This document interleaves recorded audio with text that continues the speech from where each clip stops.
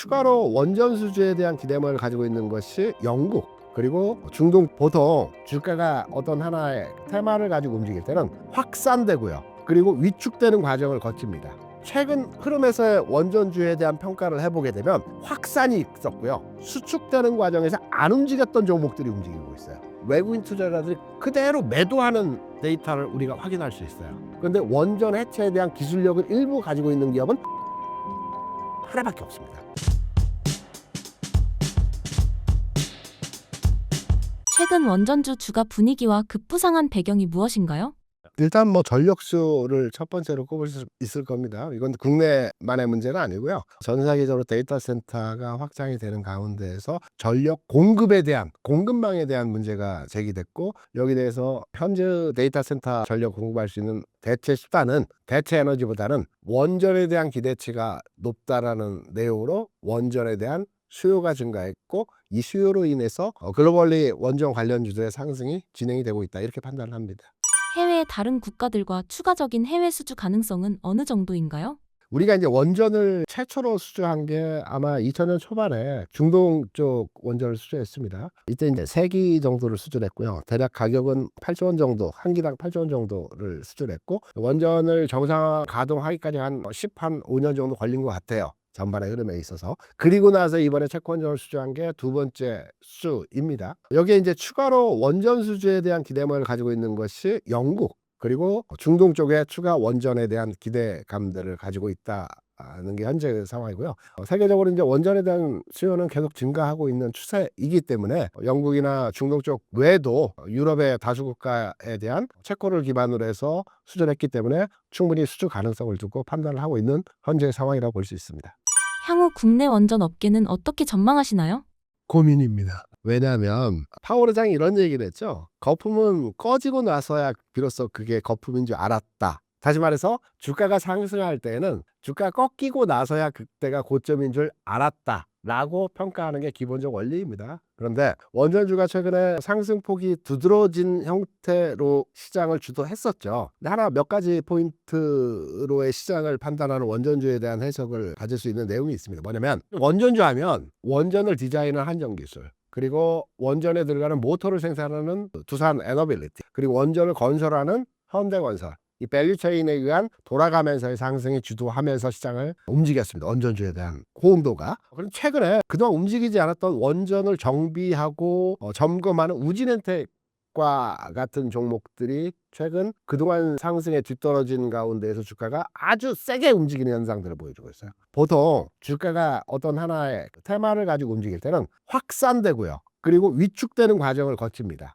방산주가 움직일 때도 여러분 다 보셨겠지만 어떨 때는 업종 전체가 상승하는 경우들이 있습니다. 그리고 주가가 정체 국면에 들어갔을 때는 핵심적으로 소수의 종목만 차별화되어서 움직이는 과정들이 거치게 됩니다. 확산 축소 과정을 거친다는 거고요. 최근 흐름에서의 원전주에 대한 평가를 해보게 되면 확산이 있었고요, 수축되는 과정에서 안 움직였던 종목들이 움직이고 있어요. 이게 두 가지 관점으로 접근해서 해석할 수 있어요. 끝물이다, 또는 정책이지만 다음 흐름을 준비하는 과정이다, 이렇게 판단할 수 있는데, 첫 번째는 확산 과정에서 안 움직였던 종목들이 움직이는 첫 번째 상황으로 원전주에 대한 평가를 해볼 수 있을 거고요. 두 번째로는 매매 주체들의 시각 변화예요. 우리가 이제 원전주를 평가를 할 때 대표 종목으로 두산 에너빌리티를 많이 얘기를 합니다. 그래서 두산 에너빌리티의 최근 상황에서 매매 주체가 누구였는가를 판단해 보게 되면 외국인이었죠. 외국인이 최근래까지 해서 제 기억으로는 4월까지 24% 외국인 한도 비중의 수준에서 27%, 정확히 26.5%까지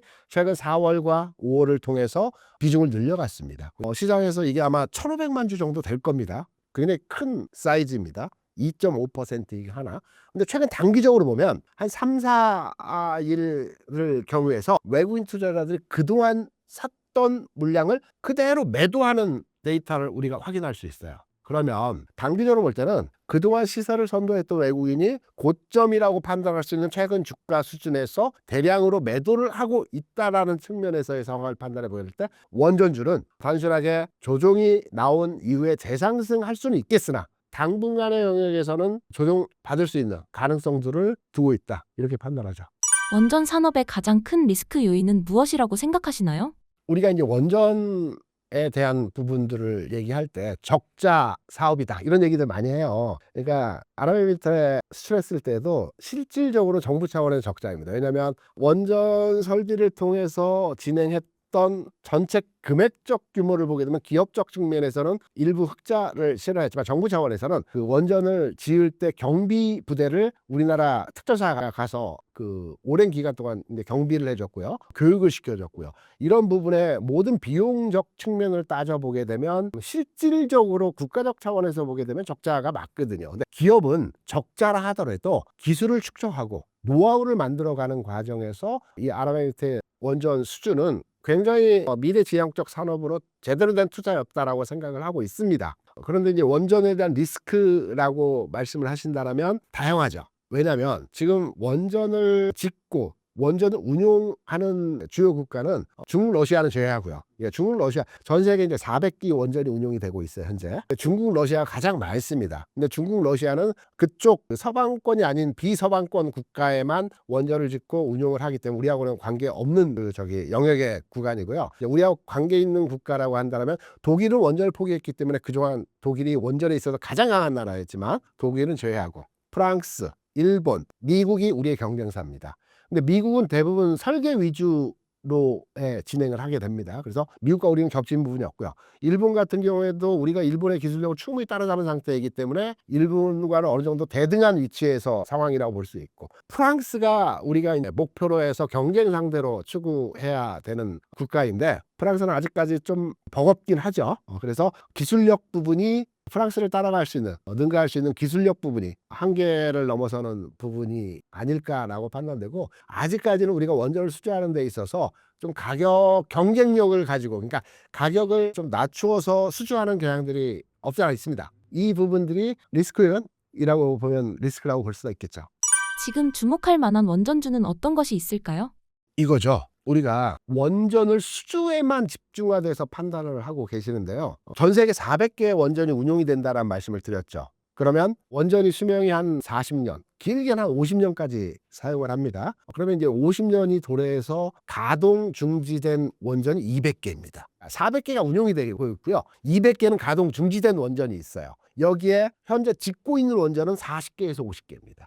그러면 가동 중지된 원전, 그러니까 우리나라도 월성하고 고리 1호기를 해체한다는 뉴스가 있었지 않습니까? 러시아나 중국같이 땅덩이가 넓은 나라는 원전 가동 중지에서 그 지역을 봉쇄하고 그냥 놔두면 됩니다. 크게 문제가 없어요. 근데 우리나라 같이 또 유럽과 같이 땅덩이가 작은 나라들은 이걸 안전하게 해체하는 게 중요하거든요. 원전을 짓는데 8조 원 정도, 한 기당 8조 원 정도 들어갑니다. 한 기라고 하는 게 보통 발전소 하나당 원전이 3기 내지는 5기가 들어가거든요. 8조 원 정도 비용이 들어가는데 해체하는 비용은 4조 원 정도가 됩니다. 앞서 말씀드렸죠. 원전이 가동된 중단된 원전이 200기라고요. 짓고 있는 건 40기라고요. 그러면 시장 자체적인 사이즈 측면에서의 내용을 판단해 보게 되면 해체에 대한 시장이 건설보다 월등하게 크다는 것을 우리가 판단할 수 있을 겁니다. 국내 기업은 현재까지 원전 해체를 해본 경험은 없어요. 그런데 원전 해체에 대한 기술력을 일부 가지고 있는 기업은 두산 에너빌리티 하나밖에 없습니다. 그래서 얼마 전에도 정부에서 원전 해체와 관련된 정부 지원 얘기들이 많이 있었습니다. 그래서 앞으로는 두산 에너빌리티의 주가 상승의 원동력이 될 수 있는 부분이라고 한다면 원전 해체 수주, 원전 해체와 관련된 내용이 주가에 반응할 때 추가 상승의 어떤 기회가 되지 않을까. 지금 체코 수주, 다음 수주까지의 기간은 너무 기간차가 오래 걸릴 것이기 때문에 어떤 모멘텀이 있어야 되고 주가 상승의 원동력이 있어야 되는데 이거는 해체에 대한 부분이 되지 않을까 판단을 하고 있기 때문에 그중에 국내 유일하게 해체 기술을 가지고 있는 두산 에너빌리티가 가장 선호도가 높은 종목이라고 생각을 합니다. 최근 방산주는 어떻게 보시나요? 하나에어스페이스 기준으로 해서 90만 원대 움직임이 진행되었죠. 이제 목표는 100만 원을 넘어가느냐의 문제이거든요. 저는 방산주는 조선방산대에서는 견해차가 조금 다릅니다. 조선주는 조정받을 타이밍이 되었고 조정이 나올 수 있다라고 생각을 합니다. 하지만 조정이 나오더라도 추가 상승 고점을 돌파하는 흐름이 진행될 가능성이 있다라고 해석을 하고 있어요. 방산주는 최근 내에서 고점 징후를 보이는 흐름에서의 모습들을 보여줬고 이 고점 부근에서의 흐름이 조정받고 다시 가는 흐름에서의 모습이 진행되기보다는 어떤 추세적 흐름의 전환 내지는 상당 기간차를 두고 바이오주가 최근 1월부터 최근까지 움직였던 것과 유사한 형태의 횡보 흐름, 제한적 움직임에서의 상황이 나타날 가능성이 높다고 판단되기 때문에 큰 틀에서는 가치주에 대한 투자보다는 성장주에 대한 투자로 비중을 늘려가야 되는 시점이라고 판단되고 있고, 가치주에 포함되는 조선방산업종에 대해서는 비중 축소가 현 시점 필요하지 않겠나라고 생각을 합니다.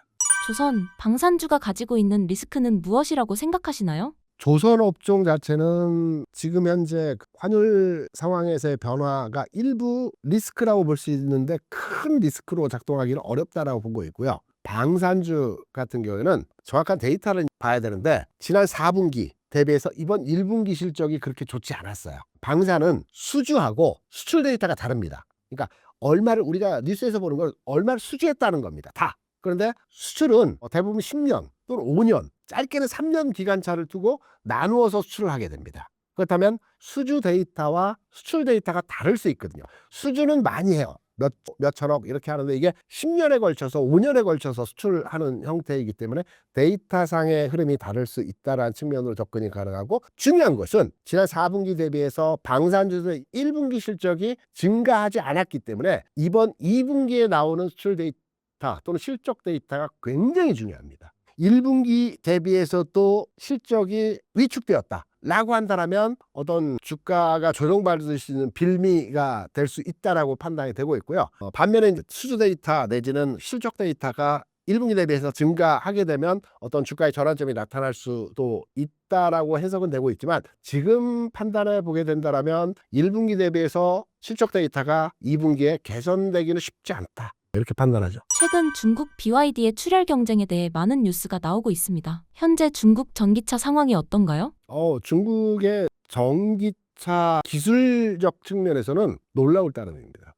충전 속도를 비롯해서 배터리 관련해서도 성장하는 내용들도 그렇고, 중국의 전기차 산업 자체가 굉장히 빠른 속도로 진화하고 있습니다. 다만 중국에서는 산업 자체는 진화는 빠르나 시장의 크기 자체는 이전에 대비해서 성장하지 못하고 있다는 점이 아주 중요하게 판단할 수 있는 부분이고요.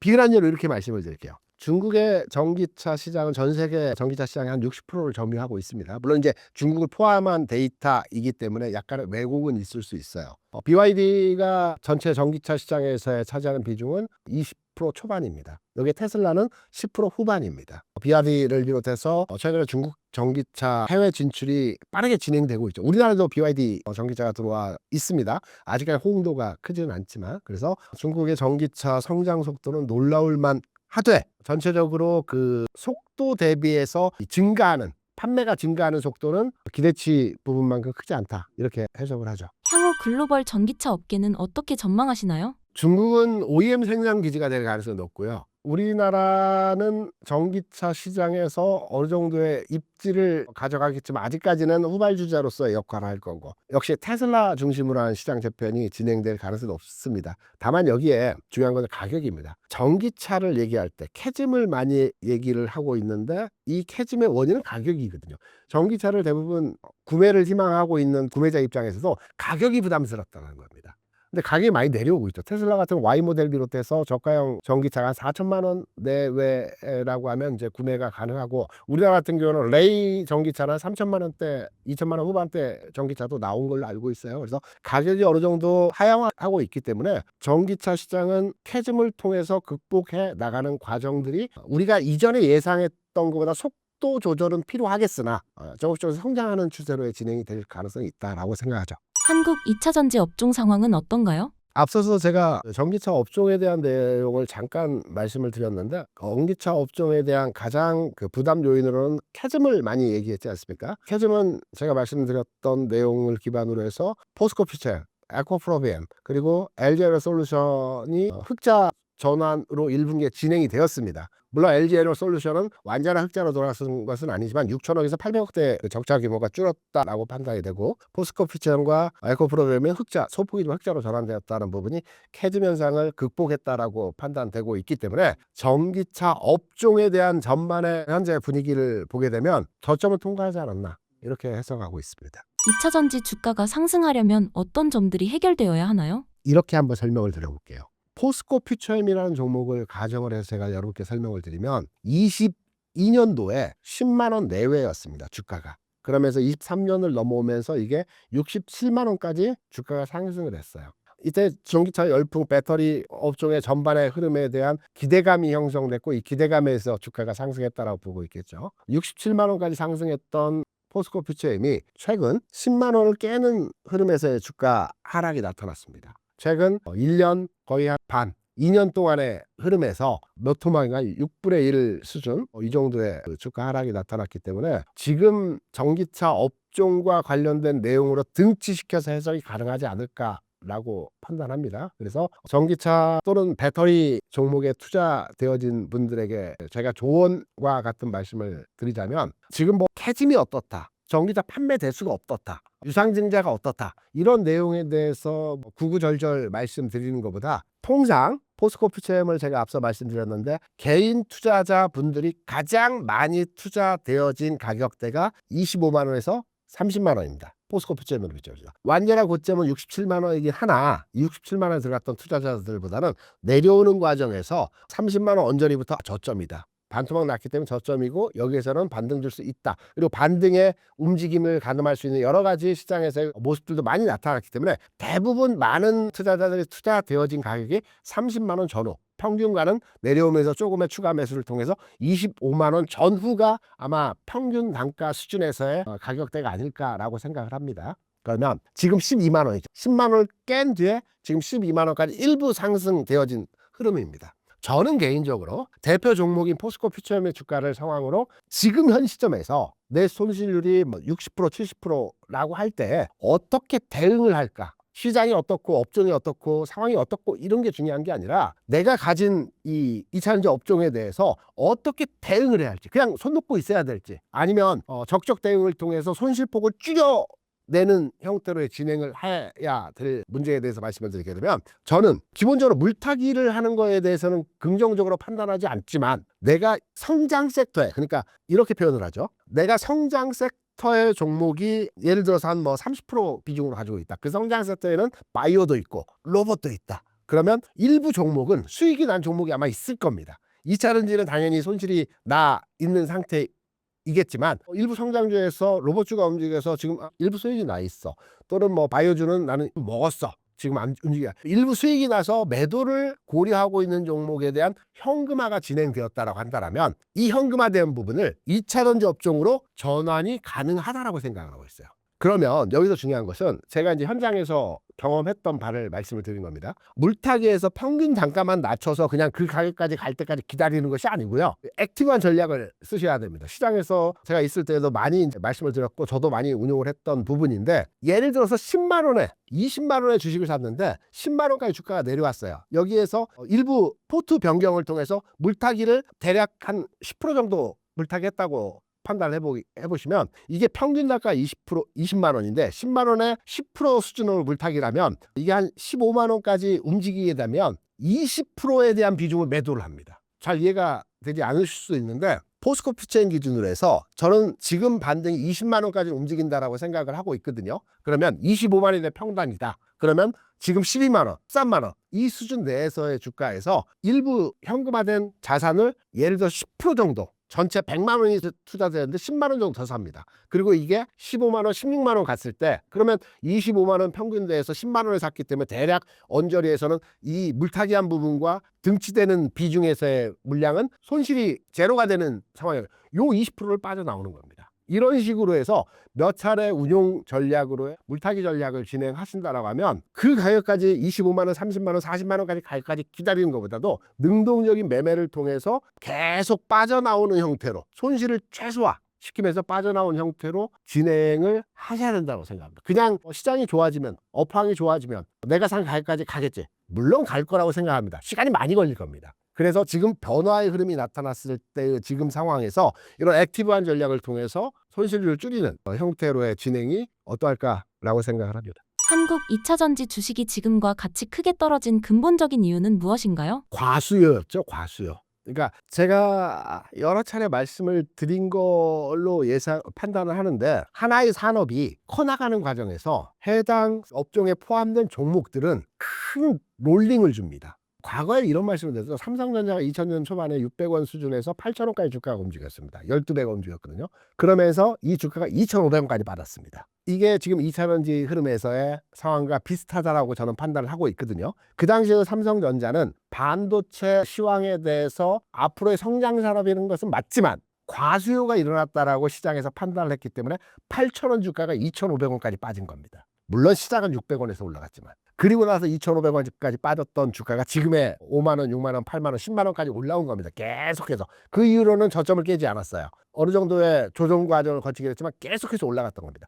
2차전지 산업에서의 종목들도 마찬가지라고 생각을 하고요. 2차전지 산업에 대해서 부정적으로 보는 투자자는 전혀 없습니다. 앞으로 성장할 것이라는 것은 누구나 다 여기에 동의합니다. 중간중간 단계에서 정책이나 어떤 업황이 변화하면서 주가가 왔다 갔다 하고는 있다라고 생각을 해요. 우리는 첫 번째 큰 흐름을 한번 경험했던 겁니다. 그리고 나서 두 번째 흐름, 세 번째 흐름, 네 번째 흐름이 앞으로 계속해서 진행될 겁니다. 이산지 업종에 대해서. 그래서 이 과정에서의 지금 현재 상황은 바닥을 지나가고 있는 현상에서의 가격 진행이기 때문에 앞서 말씀드렸던 일부 투자에서 일부 빠져나오는 이 형태로의 진행을 가져가시면 될 것 같고요. 난 시간 많고 해당 종목에 대한 가능성들을 보기 때문에 그냥 가지고 갈 거야. 그게 3년이 걸릴지 5년이 걸릴지 10년이 걸릴지 모르겠지만 이 투자도 가능하다라고는 생각을 하고 있어요. 근데 주식투자는 효율적 투자를 해서 그 범위 내에서의 자산을 통해서 큰 수익을 얻는 게 기본적 전략이기 때문에 가능하다라면 시장도 긍정적으로 진행되고 있는 과정이고 성장 섹터에 대한 우호적인 환경들이 만들어지고 있고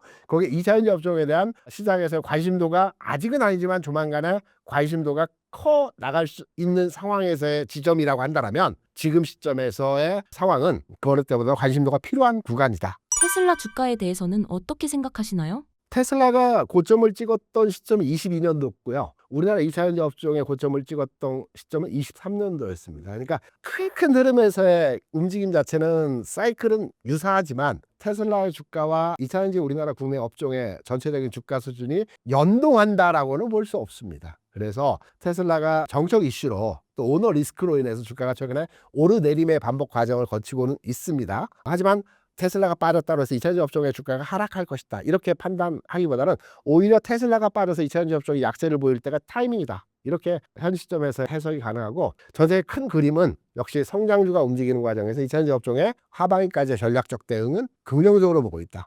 이렇게 판단하시면 될 것 같습니다. 구독자님들에게 한 말씀 부탁드립니다. 시장이 완전히 변했습니다. 판이 바뀌었습니다. 그 동안에는 시장이 어찌 보면 박스권 내에서의 머물러 있던 시장이라고 한다면 우리가 이제 역사적 상황에서의 고점을 가늠할 수 있는 자리라고 볼 수 있어요. 우리 시장이 2007년도에 2017년도에 그리고 2021년도에 역사적으로 1000포인트, 2000포인트, 3000포인트를 돌파하는 시점에서의 시장에서의 상황들이 나타났습니다. 이때의 공통점이 뭐냐면 경기가 안 좋아지다가 경기가 좋아지는 흐름으로 변화했던 시점입니다. 지금도 마찬가지거든요. 국내 경제 상황을 돌이켜보게 되면 지난해 경제가 안 좋았습니다.